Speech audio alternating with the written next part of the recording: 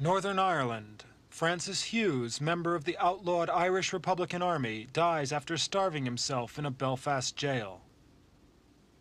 His death by fasting follows that of Bobby Sands, another IRA inmate and newly elected member of the British Parliament. The night Sands died, scores of hit-and-run battles erupted in the streets of Belfast. Battles between Catholic youths and British security forces. 5 people were seriously injured. A bank and a church destroyed. Several factories damaged by fire. I'm going to raise it. Here, use a bottom. Use a bottom. Hold on, guys. Bottom. Yeah. Good lad.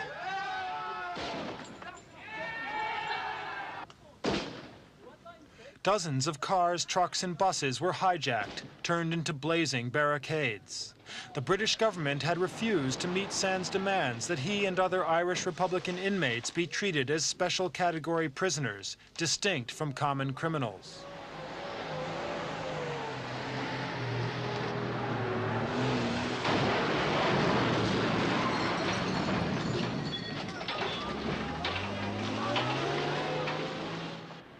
Worldwide reaction, especially from Catholics, was generally hostile to Britain.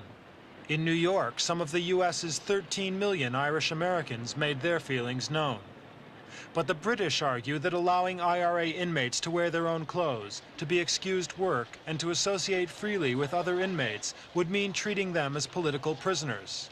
And that would lend legitimacy to the IRA's violent campaign to reunite Northern Ireland with the Irish Republic to the south. The British feared they'd set a precedent of surrender to the IRA. They also feared any concessions would provoke a violent backlash from the Protestant extremists.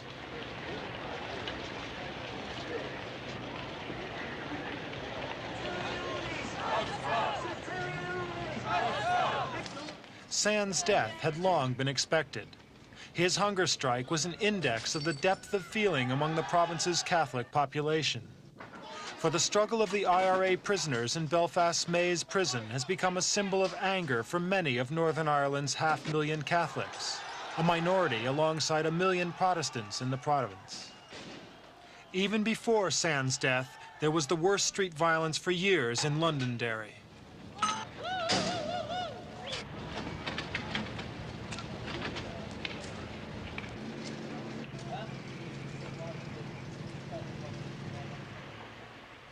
Sands' supporters could claim he'd been vindicated through due democratic process. During his hunger strike, he was elected Member of Parliament in a by-election at Fermanagh, near the border with the Irish Republic. Sands' supporters said then that electing their man would save his life. They were sure the British government would never let a legally elected MP starve to death.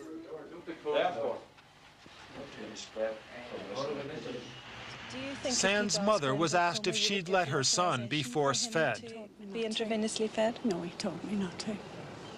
It's a sad thing to say, and I would feel I love my son just like any other mother does, but I wouldn't. I can't. He asked me not to, and I've promised him not to.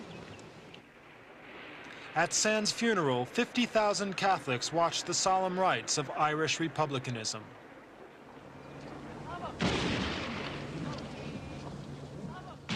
Now that the British have let Bobby Sands die, and Francis Hughes also, they feel they can contain IRA reaction. Tighter security with the Irish Republic has helped them stifle the IRA militarily. But they may also fear they've reinforced Catholic solidarity with the terrorists. For Ireland has a tradition of political martyrs. 14 Irish prisoners have now died by fasting this century. 2 IRA inmates joined Sands and Hughes on hunger strike. They, too, seem determined to die. The issue of prisoners' status has become inextricably linked with the overall pattern of conflict during the past 12 years of troubles. Bobby Sands embodied that conflict. He was just 14 in 1968 when the latest troubles began. Catholics here were protesting at poor housing, job discrimination, and lack of representation in the province's government. But the following year, it became apparent that the Catholic dream of a reunited Irish Republic was taking hold of the civil rights movement. Protestants in Londonderry clashed with rival Catholic groups. Police tried to disperse them. Soon after, the first British troops arrived in the province. The pattern was cast for years to come. Bobby Sands was later to recall how his family had to move house due to anti-Catholic feeling in their neighborhood.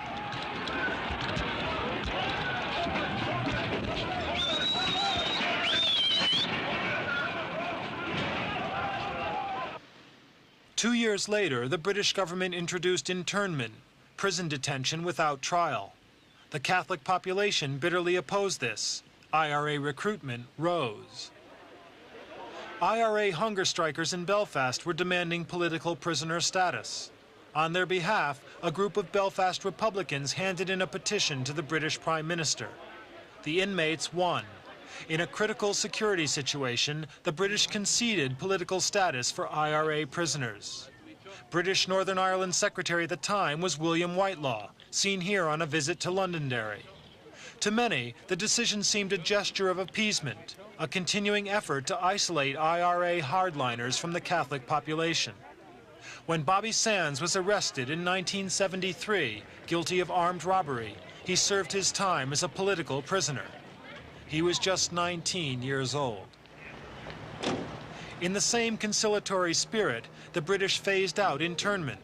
They began releasing internees from Long Kesh in gestures of goodwill. But an IRA bombing campaign in England was to harden British attitudes.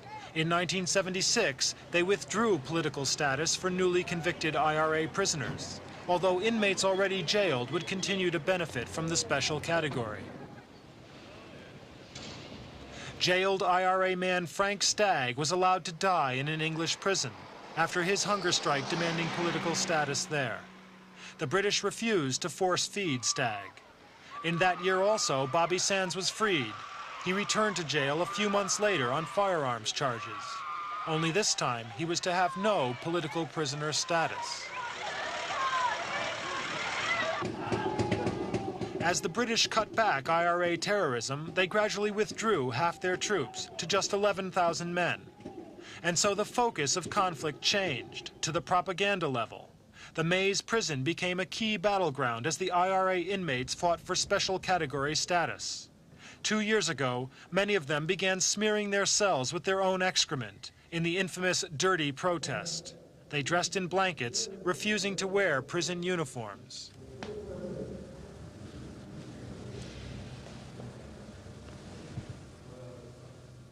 Last fall, several of the prisoners went on hunger strike. International pressure grew on the British government, pressure for a more humanitarian flexibility on the issue of prisoners' status. So in December, the British government gave what it now claims were only general assurances to the strikers that conditions were improving. The fast ended. But the IRA say the British promised real concessions on issues of prison work and clothing, then went back on those promises. That's why Bobby Sands launched his fatal hunger strike on March the 1st.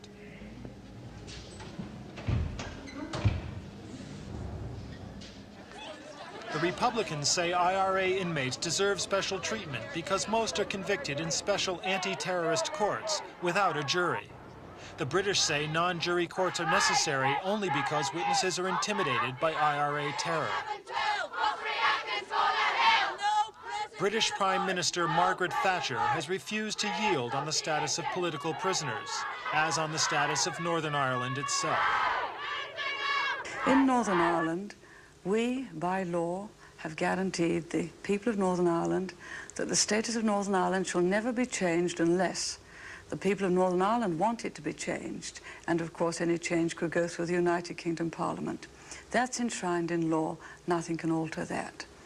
The other aspect is that, nevertheless, we really must try to live in peace and reconciliation with our neighbours south of the border, which is the Republic of Ireland. It's the only country with whom we have a land border. We're both members of the community. We have to cooperate across the border. We want to get as much economic cooperation as possible. Those things remain the same. The Sands and Hughes deaths may temporarily halt the rapprochement between Britain and the Irish Republic. That growing accord was evidenced in Dublin last December when Thatcher met Irish Premier Haughey. Most Irish politicians say the Northern Ireland problem calls for an all-Ireland solution. But the Republic's an increasingly prosperous member of the European community, and many there reject the IRA's blend of socialism and nationalism, along with its violence.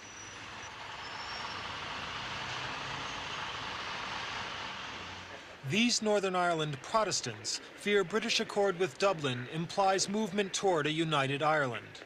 Any concession made to the Catholics would have to face a probable Protestant backlash from paramilitary groups like the Ulster Defence Association.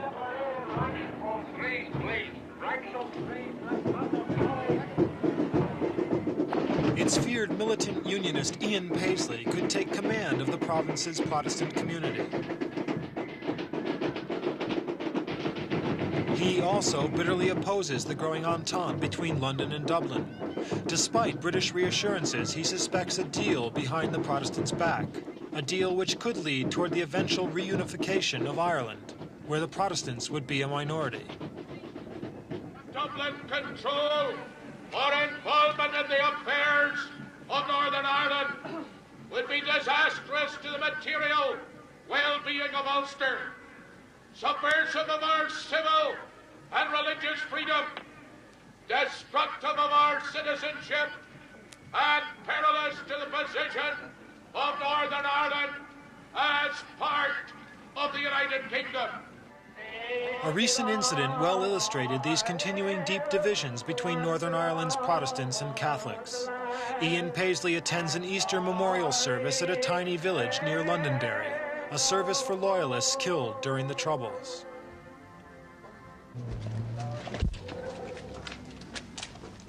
Paisley lays a wreath where one of the Protestants died. We will remember them. We will remember them.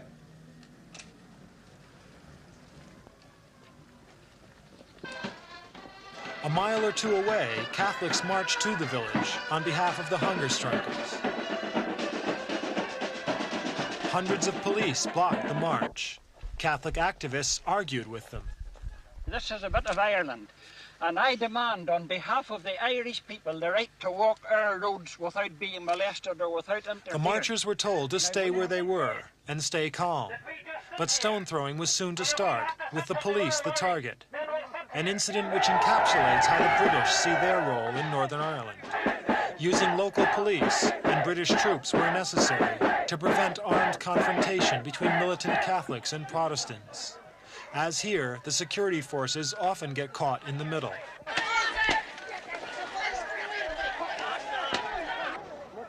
The British also point to the security justification for their presence, the continuing terrorism in Northern Ireland.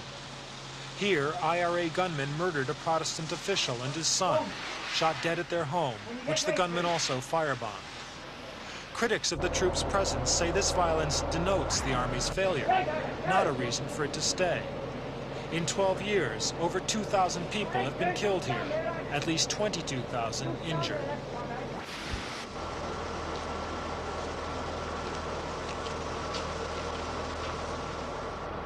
Many Irish Catholics see the British Army as an army of occupation, maintaining Protestant dominance in what they see as their homeland. The Republicans claim their Belfast Easter rally this year was one of their biggest ever. That's mainly due to revitalized support for the Republican prisoners demanding special category status. For after Sands and Hughes' deaths, IRA prestige is high. It could well recruit a whole new generation of youngsters. Worldwide sympathy, especially in the U.S., could mean more funds to buy arms. And it's likely a stronger IRA will provoke a violent Protestant reaction. A more powerful IRA, a Protestant paramilitary backlash. The very results the British wanted to avoid by rejecting the IRA's inmates' demands could well come about by letting them die. This is the British government's dilemma. The Protestants won't move from their part of the United Kingdom, from these 6 counties where they're the majority. The British, despite reassuring the Protestants, may well see an all-Ireland solution as the best approach, however oblique. The Protestants will resist that with force. Meanwhile, the deaths of Sands and Hughes have already raised again the level of violence in Northern Ireland. The patterns of conflict here may change. For now, more hunger strikers could die. No solution, no peace is anywhere at hand.